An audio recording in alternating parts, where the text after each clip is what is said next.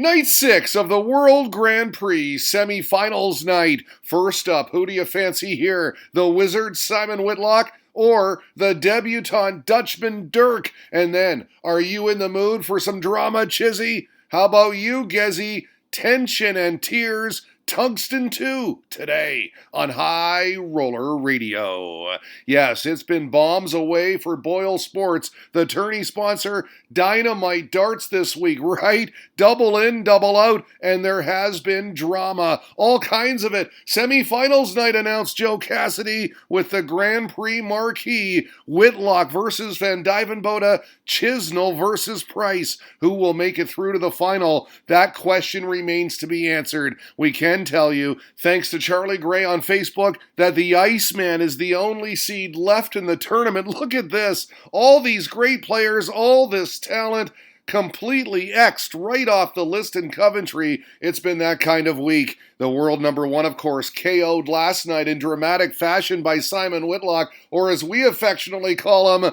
Mozart, the Aussie putting in a virtuoso performance thus far. Fantastic post here from Darts Behind the Hockey, and yes, I do agree. If there's one thing to come out of the World Grand Prix, it's that we've all gotten really good at spelling Dirk Van Duijvenbode's name. Wait, what? There's a J in there? Kidding, folks. All right, time for darts. And Big Dirk, the first man intro tonight. What a week he's having. His best ever. A little fist bump for his Australian opponent. And then we got right down to business. He came to play, the big Dutchman did. It was 1, 2, 3 DVD in that opening set. No time at all. The little stare, the little grimace. He grabbed the early lead. He continued to fire in set 2. Beautiful maximum here. Now set 2 took a while. Why? Because Simon really began to slow things down, perhaps trying to knock Dirk out of his rhythm, moving like they are playing underwater, said Dave O'Toole, and indeed they were, just like molasses. The tactic, though, seemed to be working. The Wizard took that set on double 16, leveled the match at 1. I love this from M. Austin. Sloth 1, Tortoise 1. Whatever you can do, I can do better, Van Duijvenbode said. He started to take his time too. Tossed in his 4th and 5th 180s en route to 2-0 set 3. Make that 3-0 on this double 20. 2 sets to 1 now. The big man, Dirk Van. The 4th set started with 3 successive breaks of throw. Van Duijvenbode had 2 of them, making it 2-1 on this double 4. And how about the reaction? He was barking at the board, and he was pounding that red bit. His 8th 180 here in the 4th leg a hold. And wow, the debutante charged off stage confidently, leading 3 sets to 1. Captain Dirk heading to the final frontier.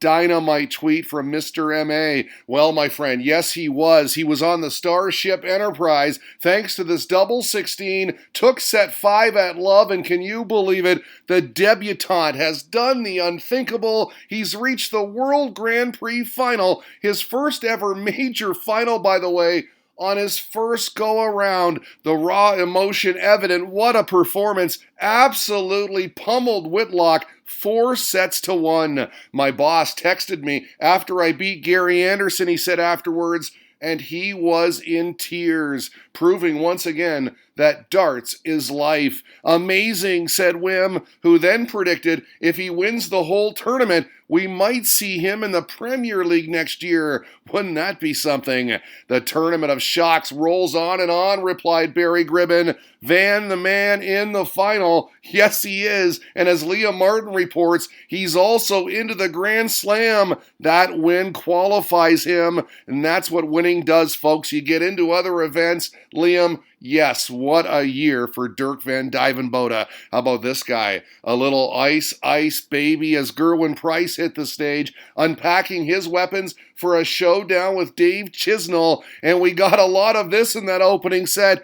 Animation. The Welshman took it in the decider, and he was still roaring as he departed the playing area, all jacked up. So with that in mind, nice job by the man in yellow to respond in set 2. He was lunging his way to level, and when he hit single 18, double 16 for the set, took out the 86. We got this, some thin Chizzy singing a tune at 1 set apiece. Then third set, he went ahead 2-0. This is reaction on the double 10. Gezzy backstage, a nod of approval, said to himself, okay, I need to get serious, and you know what? He did. Put his head down, got to work, trailing 2-1, and with Chizzy on 20 for the set, wow, clutch on the 104, 4 16s and double 20, stellar. He gave it some too. And then when he nailed double 6 in the decider, he was jumping for joy, literally like a pogo stick, said Wayne Martel, overrun with excitement. He wins it with 3 on the trot. The scintillating stuff continued in the fourth set as Chizzy returned fire, down 2-1 fourth leg. Are you kidding me? With Price on tops, he did this. The 113, beautiful. Even Gezzy had to admire that one. He was incredulous, forced a fifth leg, and Chizzy had throw. But that celebration was short-lived because this is the Welshman's dart, double 2 for 3 sets to 1, and he was feeling it. Fifth set, looking to close it out. Not so fast, sir. Tied at 1. This was a Chisnall break of throw. Double 6 good. And then he snatched his winning dart from the double when he closed out the set. A set he needed to win against the darts. And he did just that. 3-2 now. Do we think the comeback kid can do it again? Asked Barry Gribben. The Devonator certainly thought so. Oh, I definitely think so, he said. Dave is a grafter and he loves this format. He's been in the final before, and if anyone can do it, he can. He then provided this gift. When you make an epic comeback, you just gotta wear shades, baby. You gotta wear shades. Sixth set now. The match averages double in pretty good. Mellow Yellow kept coming. Third leg, this double 16, the tail end of a 104 finish of his own. 2-1. And then in the fourth leg, the Iceman melted, missed chances, and a look of angst. And wow, like that, it was 3 sets each. It's still on, said Barry Gribben. Hashtag comeback kid. First action of the day, said Demolition Man. Glad Chizzy gave us some extra action. I am too, my friend. And he was giving Gezzy too much action. More misses in the 7th set opener, and Chisnall pounced. The price was wrong. They exchanged breaks of throw to start that 7th and final set. Price on a timely 130 checkout on Bullseye. Then they exchanged holds. Chizzy in the Madhouse, which set up 1 leg for all the marbles. 1 leg for a place in the final, the drama. Then Chizzy fired in this, his 8th 180. He would miss a match dart, but he'd come back. And ouch, miss again, unreal. He went inside on double 9, and that left Price, well, that left him on cloud, miss double 9, because he'd take out the 56 to win. An absolute thriller, and look what it means to him. Everything. Chisnall, meantime, gutted, and can you blame him? What a match. Gezzy over the moon with excitement and emotion. I was packing my bags, he admitted. I was going home. I was taking the girls to school.